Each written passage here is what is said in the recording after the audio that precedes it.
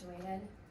I'm going to ask that you understand our nervousness a little bit and know that we are not professional speakers.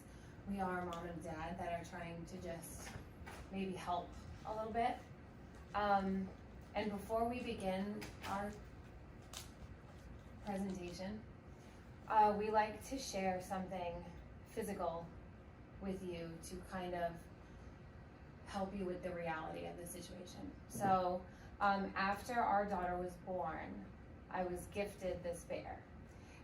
And this bear is the exact length and weight of our daughter Margaret at the time of her birth. So it just kind of feels nice to hold her. And I give her love, and I'm going to pass her love to you. And if you can just take a minute and pass some love to her for us so that we can have the strength to continue doing the work that we're doing for other families of loss. So I'm going to start, I'm going to send Margaret over to this corner and just feel her and love her and experience her love.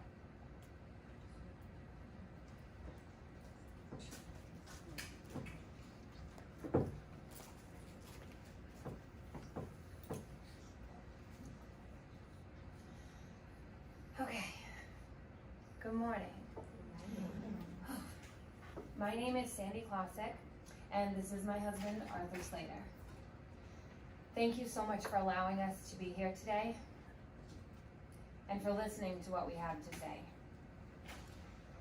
This can be a very difficult topic for some people, especially those of you that may have had losses of your own, or if you are currently pregnant right now.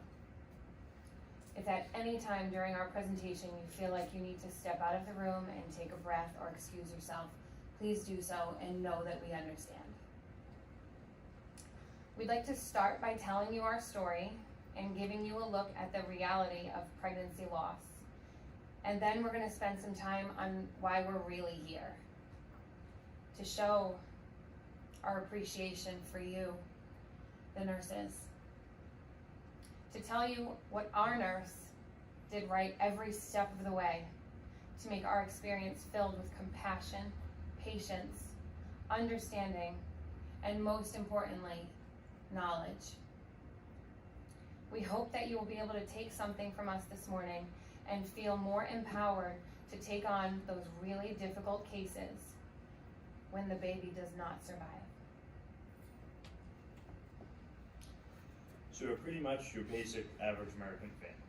We were married in 2008, welcomed our first daughter in 2009. After seeing how much we loved being her parents, we knew that we wanted more children. Our second daughter came in 2013. By early 2016, we were ready to start trying for our third. When we got the positive pregnancy test in April of that year, we were over the moon.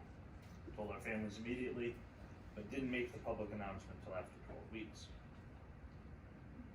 Once we passed that point and we felt we were in the clear, we let everyone else in on our excitement. Just before 20 weeks, we went to the anatomy scan and a level 2 ultrasound. We had asked the ultrasound tech to write the baby's gender on a piece of paper and then put it in an envelope for us. We have some sound. Hello. After we went to the 3D ultrasound, this building was where we did it. So we opened the envelope and now we're going to find out. It's a boy! Is it really a boy? It is? No. Is it another girl? Is it really another girl? Oh my.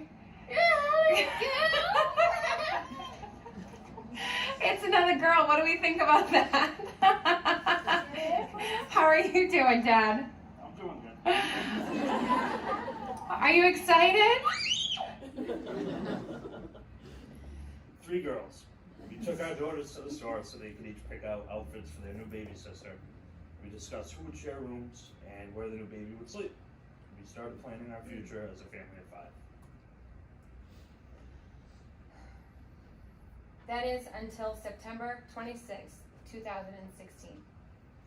I went in for another ultrasound, and the doctor said that my daughter was measuring a bit smaller than they expected her to be for 29 weeks. I could feel her moving every day and had no other indications that something might be wrong. It was suggested that I return in 4 days to have a non-stress test. I wasn't really even concerned because I was in the 3rd trimester. Even if they had to take her now, babies born at almost 30 weeks have a great chance. I felt fine. I felt confident. I heard her heartbeat that day. Things were going to be fine. That Friday morning, I dropped off my oldest to kindergarten and left her little sister with the babysitter. I headed to the hospital for my test while my husband went off to work. The song Unsteady was playing on the radio as I pulled into my parking space. So I sat there for a minute and let the song finish because I liked the rhythm, and as a choreographer, I was perfecting the dance that I had going on in my head. You see, I remember every second of that morning. It's burned into my memory. I remember going to get in the elevator and being greeted by 2 custodians who made a joke about my big belly trying to squeeze into the elevator with both of them and all their equipment. They wished me luck as I stepped out into the hallway where I ran into the doctor that had delivered my second. He was so happy to see me in my ginormous state. I remember the nurse, Barbara. She took me into a room and brought the Doppler over to get a quick check of my daughter's heartbeat before beginning the test. I remember how quickly her face changed. She told me that she wanted to check on a different machine and came back into my room with my doctor and a portable ultrasound. That's when the doctor said it.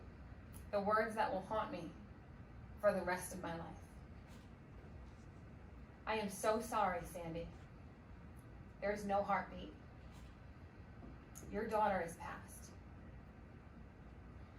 From there, everything else is a little fuzzy. I know that it was induced at 8 p.m. on September 30th, and after 12 hours of the most painful and difficult labor, I gave birth to a beautiful, perfect baby girl in complete silence.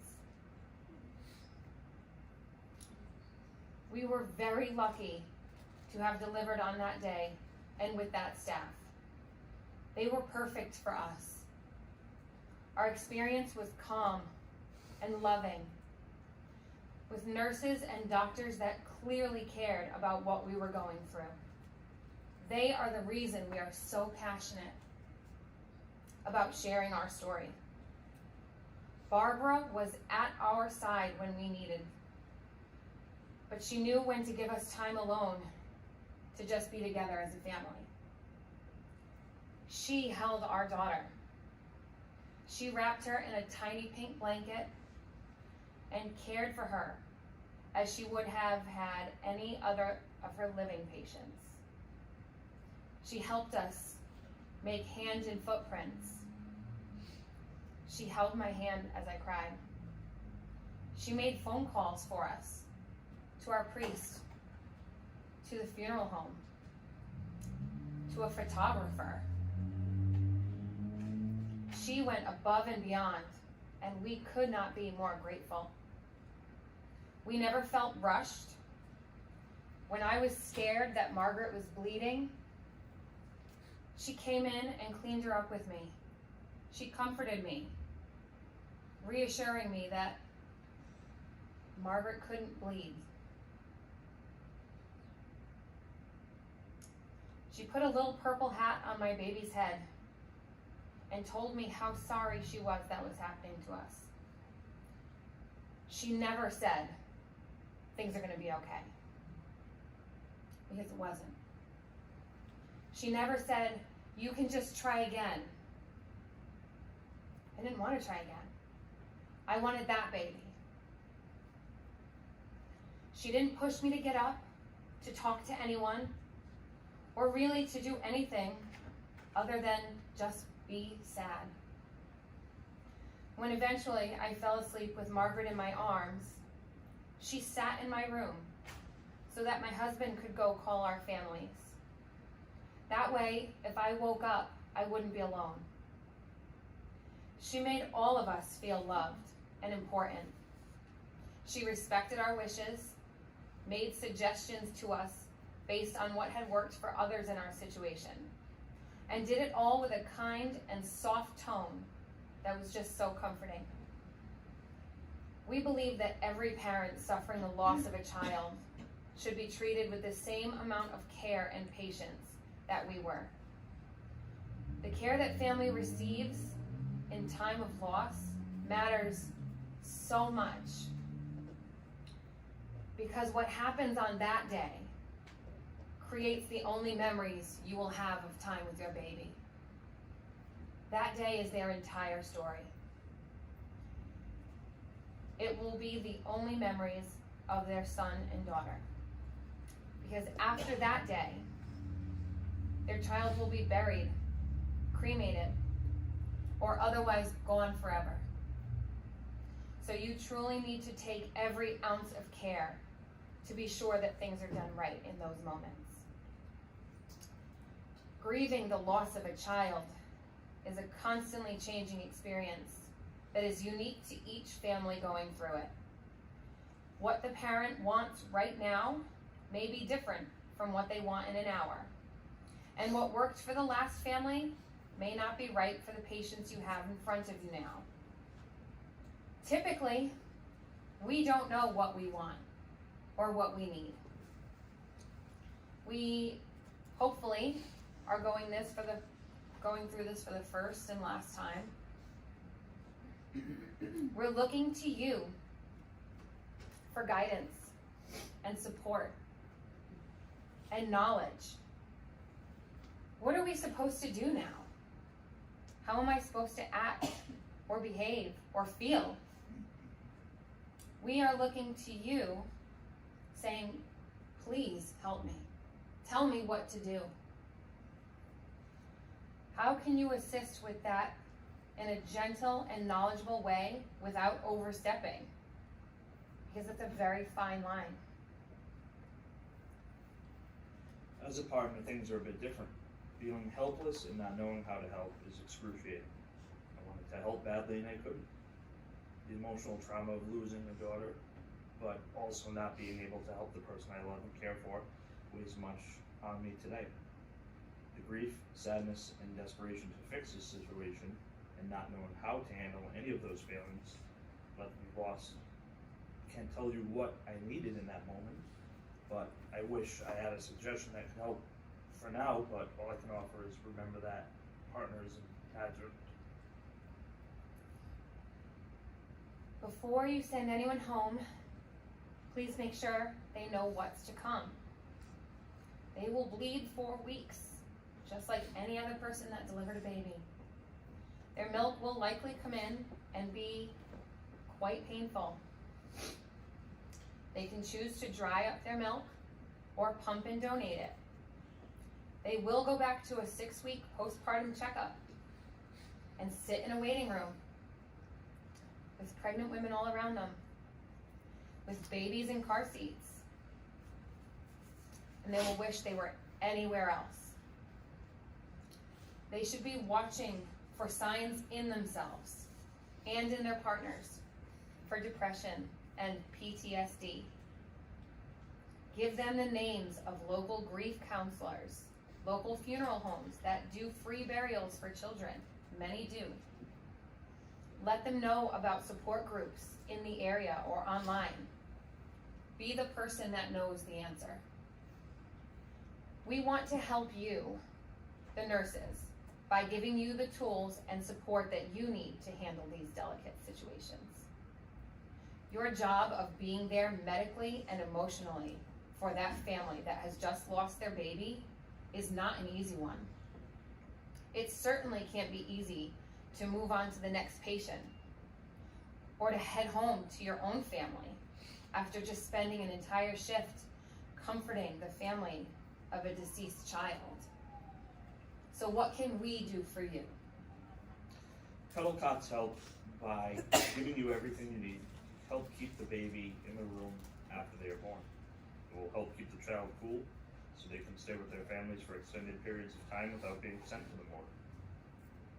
Tea for the Soul is a program here at Women and Infants Hospital as a way to recognize those hardships and show appreciation for the work you are all doing. It's a simple thing to let you know people care. We would love to see a space created where nurses can go and have their moment to process what has happened before having to move on with your shift or your day outside the hospital. Taking time as a medical provider to grieve or heal is also important. Understanding that even for you, it will be emotionally trying and difficult. Support from one another is key in this as well. You are there for your colleagues out in the hall, and they can better serve the families that need them to be strong. I want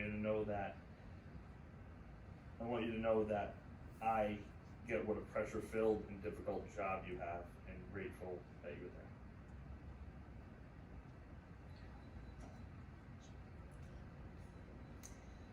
With the time we have remaining, we'd like to answer any of those questions that maybe you've always had, but haven't come across the right time to ask. This is the time. We certainly don't have all the answers. Please keep in mind that different families will want very different things for a multitude of reasons. So we are not speaking for the entire community, but we can offer our personal opinions and experiences to at least give one honest perspective. We are prepared and willing to answer any questions that you might have. So please don't be afraid to get too personal or to cause us pain. We feel it every day. And your willingness to learn from our experience is only going to help. It makes us feel better. So if anybody has a question about how to handle it, like what do I do when, if you were unsure, if you have a story and how could I have handled it differently or what could I have done? We are certainly not experts, but we are here and we are certainly willing to answer any questions that you might have, and know that this is a safe space for you to get your questions answered. Yes? When you came back for your postpartum visit, what could, any suggestions as far as how can we make that a better experience at the office? Well, that's a good one. So that was one of the most unexpected and difficult moments for me personally. I hadn't left the house much in those 6 weeks. So then for my first time really out in the world to go sit in the room where I sat when I was pregnant, and to have other people coming in with their little carriers and other pregnant women coming in, that was amazingly difficult. People are pregnant at the same time. Yeah. Like, oh yeah, when do you do, and then you're there, somebody's there with nobody. That was tough. So truly, if there was a way to meet somewhere else, or can I go in a back door and go right into the room? Can I avoid that waiting room altogether for the time being? Those are some things that, would have probably been helpful. Because there's always a back way in, or there's a secret door. There's something. But it's all about planning. So you would have to plan that in advance with the patient and with the provider. But being that provider that knows, hey, listen, you're going to come back in 6 weeks and you're going to sit in this waiting room. We want to make this easier for you. So when you get to the parking lot, call us. We will know you're coming, and we're going to do it this way to avoid that situation. So to have some sort of a plan in the practice of, yeah, this is what we should do instead, because that is unbelievably difficult. Yeah, those are great questions. Thank you. Any other that you've always wanted to ask? In your journey, when were you ready to hear information about the circumstances of Margaret's death? Or did you need it in small increments? Did you need it all at once? Well, and so this is a hard one too, because for so many, there's never an answer. Like so many people that have lost never ever get an answer, and that's so much harder. So for me and for many that I've spoken to, we want to know, like, you need to tell me what just happened. If you know, I think, you know, telling us is, like, I wanted to know right then. So what happened with us was, Margaret had only one X chromosome instead of two. I also had a clotting disorder that they did not know about. It was brought on by this particular pregnancy, and instead of the clot going to my brain or my heart, Margaret took it and saved my life so that I could still be here for my other children. So when they gave me that information, I was, you know, at first I was angry because, oh my God, it was my body that killed Margaret. Like, had I not had this clotting disorder, children live with one X chromosome. Like, I've met children with monosomy X, and they're fine. So that was hard to hear, that it was my body, it was my fault. But then you kind of start to learn and you appreciate, like, I can say now, Margaret saved my life because the rest of my children desperately need me, you know? But if you have the answer, give them the answer, really. Yes. So, thank you for sharing that with us. I think it shows us important. Thank you. I am a nurse practitioner, and I work in the community a lot. Mhm. And I just had this same experience happen, and I needed to approach the family regarding the cause. And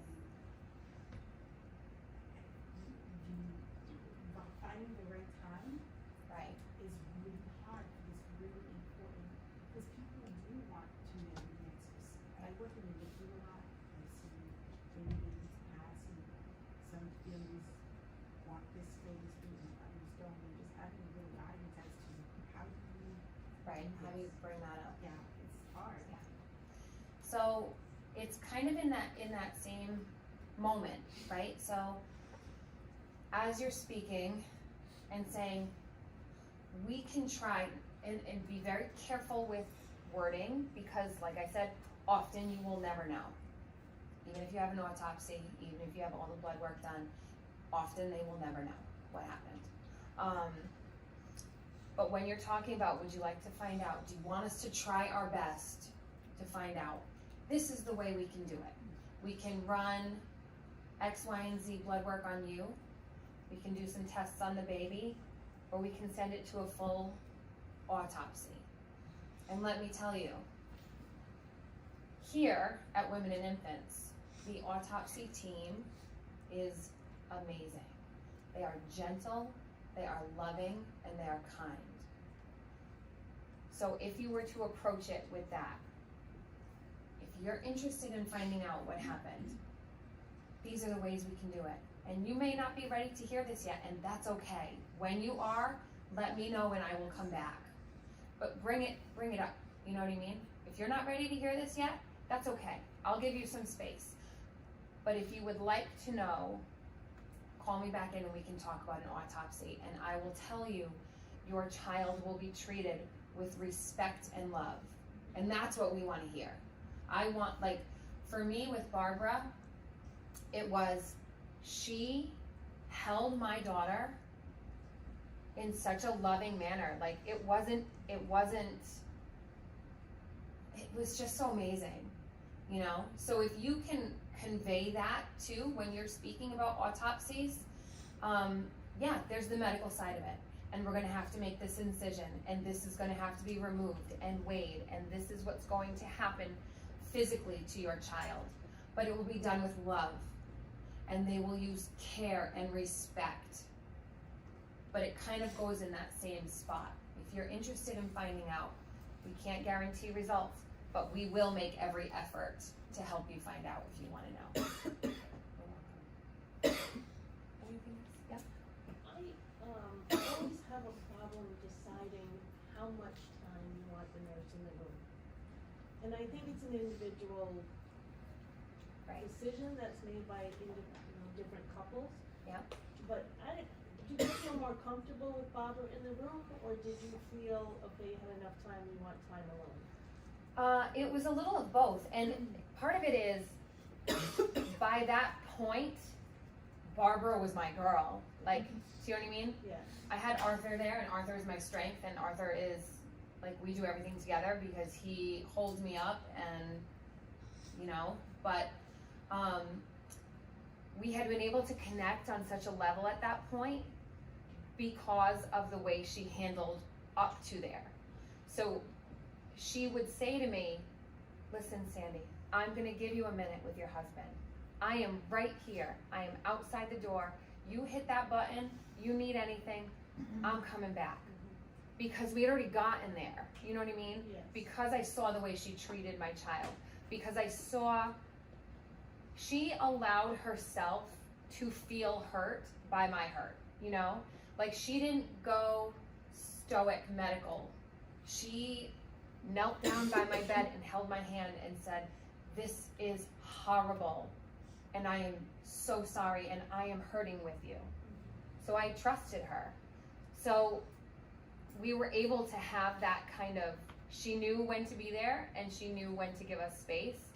And in leaving, she would say, please, I'm right here, call me, ask me any questions, bring me back in. Like, so it was just that we had built the rapport, you know? I think Barbara had been a nurse for a long time, so I think time brought that on. Like, she's probably had a few experiences and kind of knows how to feel that out a bit more. So somebody who's a bit greener may not have those feelings yet, or know kind of where to place themselves. Yeah. Yeah, but there's gonna be times when we do want you there, you know? Even just your presence. As a nurse, you are the ones, don't listen for a second, doctor. You are the ones that do the stuff for us. You know, like, my doctor is a wonder, I love her with my whole spirit, and she is the most wonderful woman. I worship her. But the nurses are the ones that are there wiping your tears and holding your hand and helping you with that giant stupid thing that you have to wear. Even when you've had a stillbirth, you still get the diaper and the, you know what I mean? I think Yeah, even so when nurses would step in to clean or to check vitals, that if it's just us two in the room, you're very much alone even more than you thought you'd ever be. But just somebody being in the room doing nurse things, like checking up, so that little bit kind of Feels good. I think brought a calm also. Yeah, it does feel good. It does. And just let us know when you're leaving and that you can come back if we need you. Yeah. Yes. Just a question for you, Arthur. Do you have any suggestion for the nurses to help with the dads? Because I think that's always so challenging. The focus tends to be on mom, and the dads are always so focused on mom and trying to be strong for mom and strong for the family and making the phone calls, and we see dads struggling and trying to be the rock, and you can see that they're just dying inside, and sometimes it's just putting a hand on dad's back and saying it's okay to cry, it's okay to, this is your child as well, and any suggestions on how we can handle helping dads better? Kind of like what you said, just looking out or hand on somebody's shoulder or offer to make some phone calls, because mom's not in a position to at all. Those phone calls are the worst. Just acknowledging the fact that you even acknowledge that needs to be done.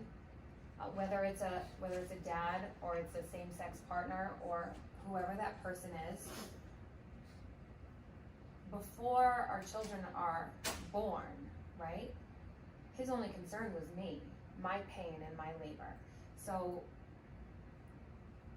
when Margaret died and he couldn't help and he lost a child, he did this strong holding on to Sandy and keeping the kids and everybody for so long that his grief came much, much later than mine.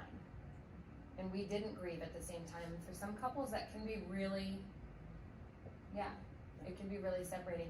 So encouraging the fathers to grieve, and I say fathers and I mean partners, whoever it might be, encouraging them to grieve too, and just saying, I'm so sorry for your loss. You are a part, like that recognition would go a long way. Yeah, I think so. Yeah. When I mentioned phone calls, a particular thing that day, I went to the waiting area to make a phone call, or make the first of a whole bunch of phone calls.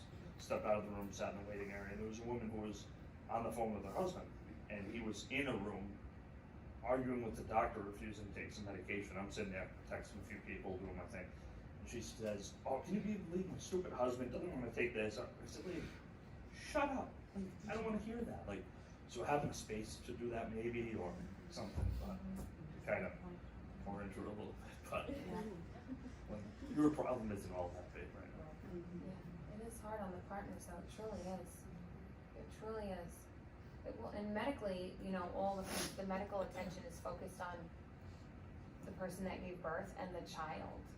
So it does feel a little bit lonely and left out, but encouraging them to grieve and getting them to go through the same process. Because it wasn't until like her first anniversary that you really started to have more feelings about it, that you allowed yourself to. And I think there's so much for, I think everybody kind of focuses on mom. Like it just, everybody goes in, but there's also, she just went through labor and delivery and that whole thing, but it's almost like you had a baby and you lost a baby. It's not two separate things, but kind of is. So if two parents lost a child just at 1 year old, that's happening also with a full labor and delivery.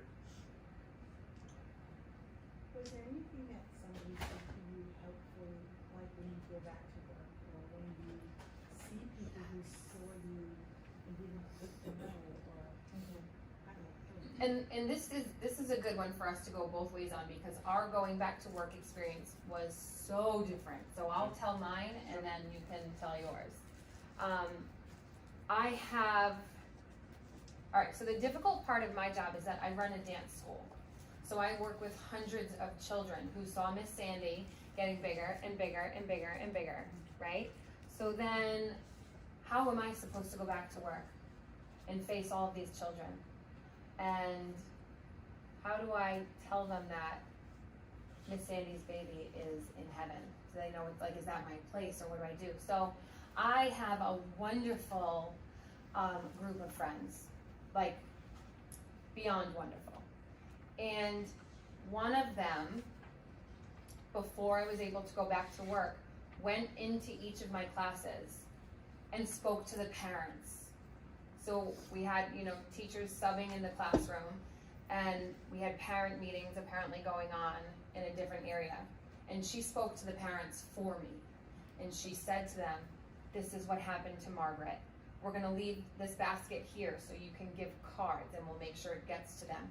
And if you would like to explain this to your child in the way that you feel it's best, because when Miss Sandy comes back in, she's not gonna have a big belly, she's not gonna have a baby." So having that person to preemptively go in and say, all right, Margaret passed away. And for me, it was always, say her name to me, please. Like it was always, it wasn't to don't talk about it. It wasn't to silence people. It was to say, this is what happened and Sandy wants to talk about it. Sandy wants you to ask how Margaret looked. Sandy wants you to, you know what I mean? So that was nice. When I did come back, it wasn't quite so, Sandy's here. Parents were a bit, but kids are kind of honest. Like, The kids were hey, very, where's your dead baby? Like, Yeah. that's, I heard Margaret died, Miss Sandy. Like, but they're just so, they're like, they're little kids, and that's okay, because it was like, honey, she did die, and you want to talk about it? Because I could use to talk about it. Or do you want to just give me a hug? Because I'll tell you, Miss Sandy could use a big hug right now. So that was nice to have somebody. There were times, I went back to the first time I dropped off my daughter at school after that, and I wasn't visibly pregnant anymore. The principal came running over and, "Can I see the new baby? Where's the new baby? I have to see her. Oh my goodness." And I was like, those moments are hard, and those are going to come up whether or not they're going to happen. Your hairdresser, places you don't think of. People are going to say, "Oh my goodness, you delivered the baby. Where's the baby? How's it going? How's the baby?" And so that's really hard. but to have a designated somebody, at least in your place of work, that is willing to go in and say, this is what happened, this is how they would like it dealt with. Because there are other people that I've talked to that do not want it to be spoken about. So you go in that moment and say, listen, this is what happened. Sandy's coming back to work next week. She does not want to talk about it. So having that person, and now we can see how Arthur's return to work went. Mine's a little shorter, but I work in the highway construction industry, so there was no talking about it. I work with a bunch of laborers, contractors, that's it. So go back to work, I was just out for a week, that's it. It was like I was on vacation. So there wasn't much of that. Nobody knows what to say. I guess guys don't know what to say. You know what I mean? Yes and no, I mean, maybe I didn't want to talk about it, but there wasn't the opportunity to if I had. If that makes sense. It probably would have been helpful in the, because like I said, his grieving didn't start until much, much later. Because it was, go back to work and do your job, and nobody there, right? And then mom's at home all day, people stopping by to check on her, make sure things are okay with the other kids. So there's a lot of checking in there, but yeah, just go back to work. And that was like any regular other day. He just went back to work with his group of guys. Nobody asked about it. Nobody said anything, and that was that. They went back and started working on the next project. There were a few people, one or two that had come up to me. There was a manager of construction at the time who had said, like, pulled me aside, he and I, 2 seconds, and he said, hey, look, my wife and I went through a very, very similar thing. Sorry to hear that. And that was like one of the few experiences I had when I went back. I think that's why so many dads that we meet are still struggling so much years and years and years later. Not that I'm not. I mean, still to this day, I'm happy when people announce pregnancies. I'm happy for them. But holy moly, it is really hard for me. We had 2 perfectly fine pregnancies, deliveries, everything before that. Kaylee and Vivian are older 2. Nothing, they're great. So, after, like, if you were going through fertility treatments or this, or had difficulty, all right, maybe you have that kind of on your radar that, oh, maybe this pregnancy might not work out, or you've had a loss, but you had 2 kids, no problems. So that was so not even an option to lose. Well, and my other side of that too that I say sometimes is, this was our 3rd pregnancy, right? So we went into our 3rd pregnancy taking the childbirth classes and the lactation and the birthing, all that stuff. I didn't know babies could die. Like, what do you mean? What do you mean there's no heartbeat? My friend just had her son at 24 weeks gestation. He's awesome. Like, he's alive and playing soccer right now. What do you mean babies die? So maybe having more of that in our prenatal education, which I know is not necessarily, you're mostly labor and delivery nurses, I'm thinking. But it is a shock, because we don't know. Like, I didn't know babies could die, So that's a tough one. And not that it would have been any less or more with any other one, but this was the baby we tried for. Like, the first one was a month before our 1-year wedding anniversary. The second one was kind of another surprise. This was like, all right, now's a good time, like, we're in a good spot, let's try for a 3rd, and that, so this was I don't want to say that she's one that wanted more, she's but the one like, we that was really one wanted. there was more planning around this one. Yeah, it's tough. And with that comes, now our older 2 children are struggling immensely in school, socially. Our 6-year-old was just diagnosed with PTSD. I didn't know children could have PTSD. She has PTSD. It's horrible getting her to go to school, getting her to go to sleep, knowing that mom and dad are not going to die overnight. It's horrible. So this is not just you'll be okay, your family's going to be okay, because it's never. And I'll tell you, I could do a whole nother lesson on pregnancy after loss, because pregnancy after loss is, there's no words. There's no words. Yes? Did you go to like support groups or individual counseling? And at what point, if you did, at what point did you go there? So we're not super social people. So for us, Facebook really helped. Yeah. Yep. Reading other people's stories and giving that moment of like, people have been through this before and they're still okay. Like they're still sad, but they survived. People went on to have other healthy children. Okay, that's good to know. I think sitting face to face with other people that have lost just didn't fit well for us, which is why it's nice to have so many options. So like, these are your grief counselors if you want to do one-on-one. These are your support groups. But hey, if you would rather, there's a huge online community of people that are so there for each other. And that's the road we chose. And I still to this day love it. And I love to be able to offer support to others. And now I get to be the one that says, I did go on to have another baby, and no, your life is never going to be the same, but this is what we do. And, you know, there are some wonderful support groups here at Women and Infants for sure that I know of. I feel like we could do more. We had talked about starting a walk. They do walks in Ohio for remembering the babies. Newport Hospital does We a do. lot. What? We just did our walk did it yesterday. Okay. But I do have a question. Yes. You mentioned about pumping and donating breast milk. Was that brought up to you while you were in the hospital, or did you look into that when you got home? Or? Well, that was one of the things I found online, because unfortunately, I didn't get, and it may have, there's so much information that comes in. You know, when you've lost a child, there's so much information. And they may have told me, I don't really know. So what I do remember is putting she was 4 at the time, putting my 4-year-old to bed a couple days later, and oh my God, my milk just came in. Like, oh, that's right, because I'm supposed to be feeding a child right now. Okay, all right, well, what the hell am I supposed to do now?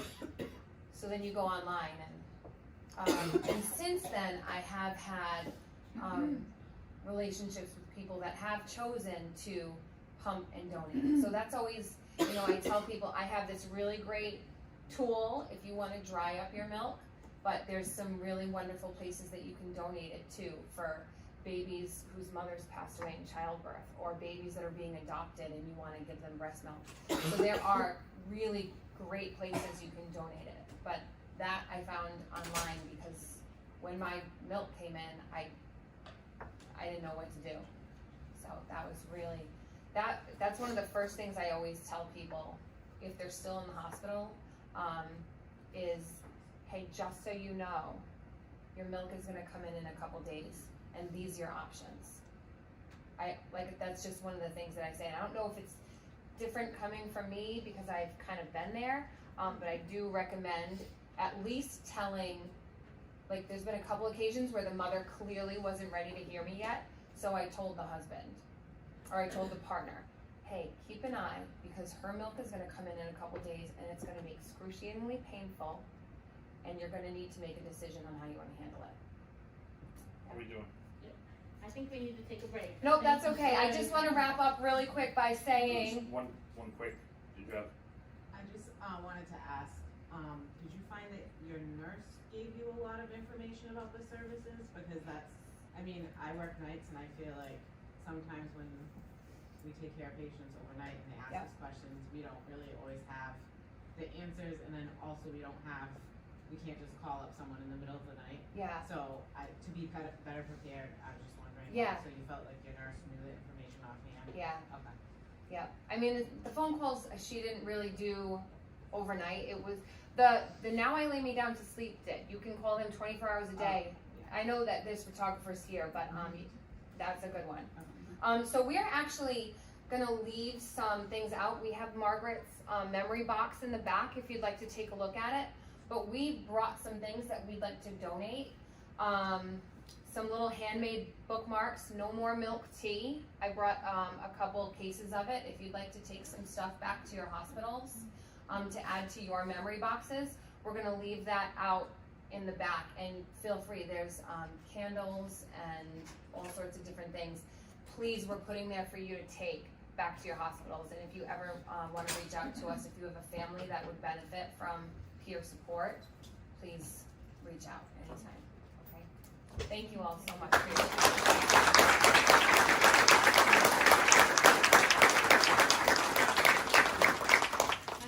Why don't we take a 15-minute break and you can get up and move around, go out to the people out in the vendor area.